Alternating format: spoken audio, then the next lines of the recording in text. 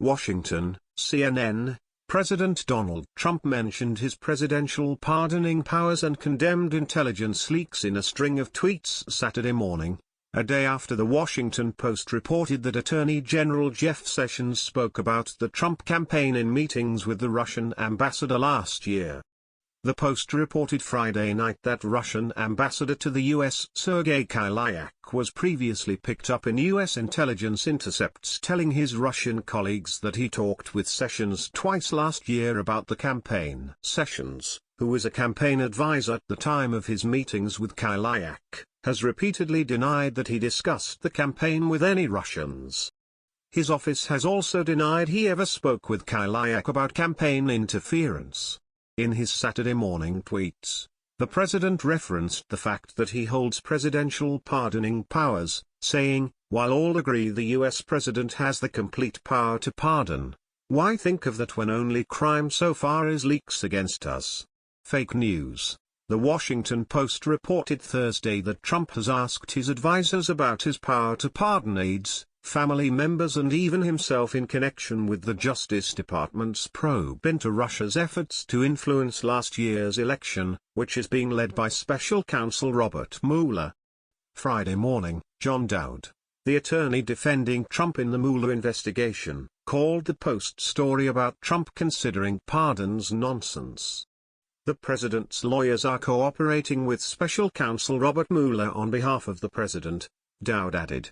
Brian C. Kaut is a professor of law at Michigan State University and the author of a 2012 book entitled Constitutional Cliffhangers, a Legal Guide for Presidents and Their Enemies, told CNN that the presidential pardoning power is, in fact, very broad. The Constitution reads that the president shall have power to grant reprieves and pardons for offenses against the United States, except in cases of impeachment. In his Saturday tweets, Trump also launched into criticism of the Russia probe, asking why Sessions and Mueller weren't looking into Hillary Clinton's handling of classified information in emails while Secretary of State and accusing her of having ties to Russia. Clinton spokesman Nick Merrill did not immediately respond to a request for comment Saturday. Trump also tweeted a defense of his eldest son, Donald Trump Jr., over his posting emails on Twitter earlier this month showing him setting up a meeting last summer with a Russian lawyer, Trump's son-in-law Jared Kushner and then campaign chairman Paul Manafort with the aim of getting information that would be damaging to Clinton's campaign. Earlier, in the wee hours of the morning, the president referred to the Post report in a tweet, saying leaks of intelligence information, like Comey's, must stop.